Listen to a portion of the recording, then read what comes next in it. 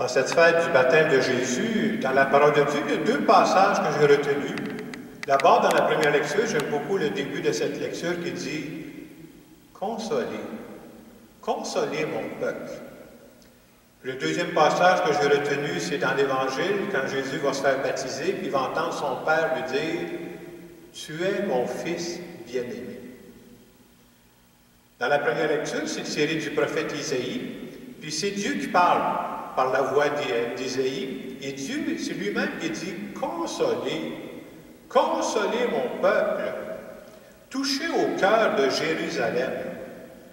Et pendant que Dieu transmet cette parole par son prophète Isaïe, une bonne partie de son peuple est en exil à Babylone. C'est une période très difficile. Et aussi surprenant que ça puisse paraître, c'est souvent dans les périodes difficiles que le peuple de Dieu va grandir dans la foi. Vous savez pourquoi? Parce que quand le peuple de Dieu se sent dépassé, ça ne marche plus, là, il se tourne vers Dieu. Et je trouve que c'est un bon message à retenir pour nous aussi, d'avoir confiance à Dieu dans ces périodes-là. Le deuxième passage, c'est quand Jésus va se faire baptiser par Jean-Baptiste, puis quand il va sortir de l'eau, il va entendre son Père lui dire « Tu es mon Fils bien-aimé. En toi, je trouve ma joie. » On veut nous montrer que Jésus, à ce moment-là, prend conscience à quel point son Père l'aime. Et quand tu te sais aimer à ce point-là, c'est comme si ça donne confiance pour faire face à la vie. Et Jésus va avoir assez confiance après cette parole-là qu'il va commencer sa vie publique. Parce que jusqu'à maintenant, c'était sa vie cachée qu'on ne connaissait pas trop.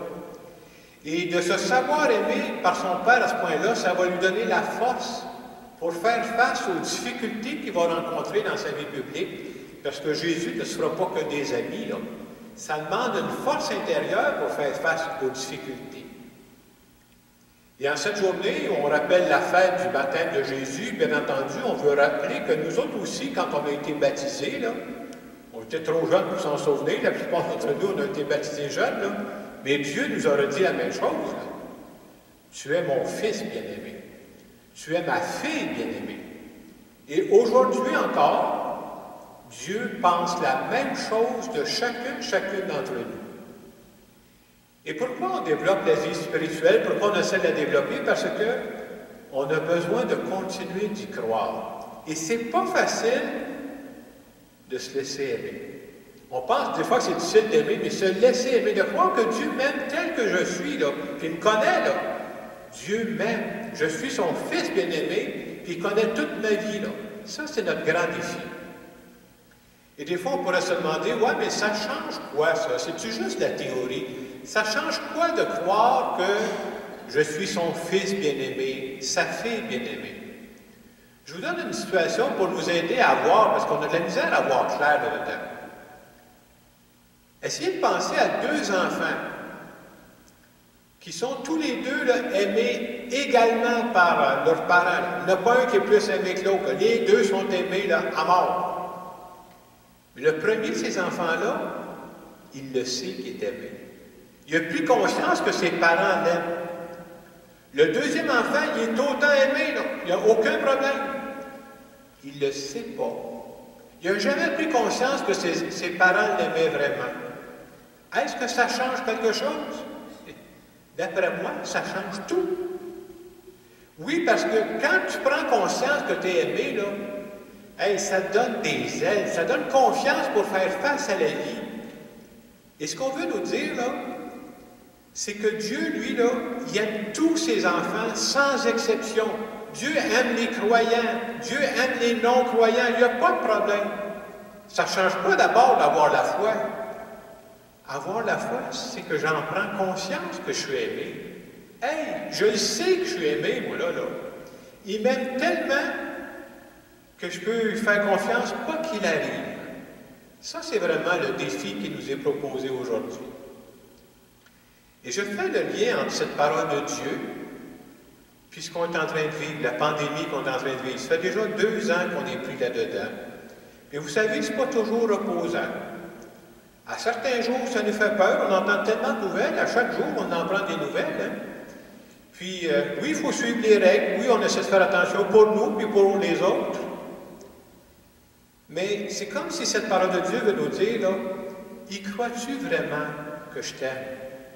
Que je t'accompagne dans ce que tu vis présentement, là?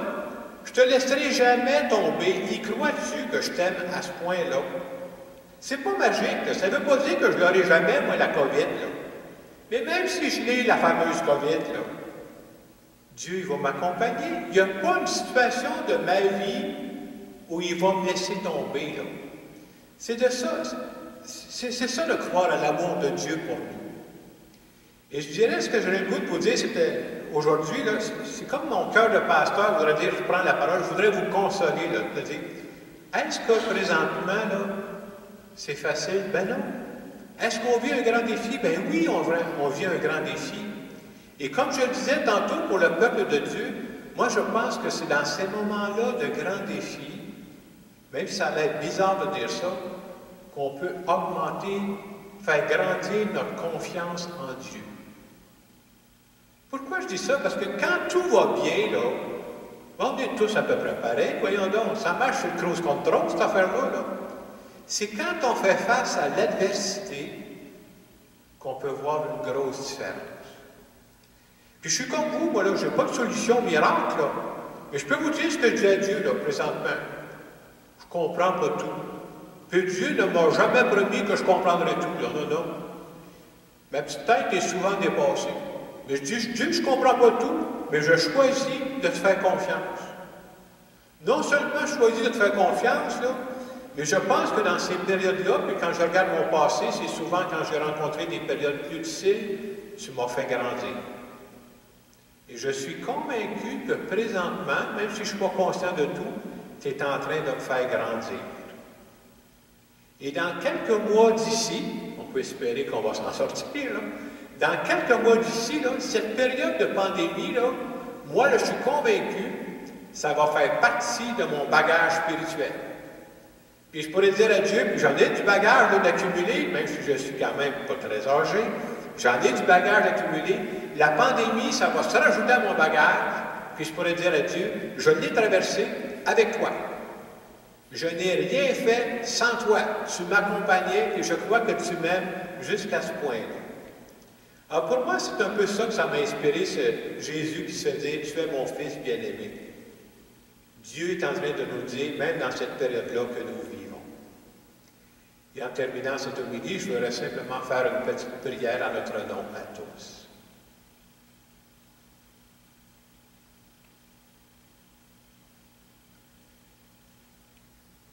Seigneur Jésus, tu sais très bien la situation que nous sommes en train de vivre. Et je suis convaincu que tu veux nous consoler. Merci de nous rappeler aujourd'hui que nous sommes tes enfants bien-aimés. Merci de nous rappeler aussi qu'on peut compter sur toi en toutes circonstances. Merci de veiller sur nous chaque jour de notre vie. Amen. Dans le moment de silence qui va suivre, je pense que c'est bon de se demander, je disais, c'est l'occasion de renouveler notre foi.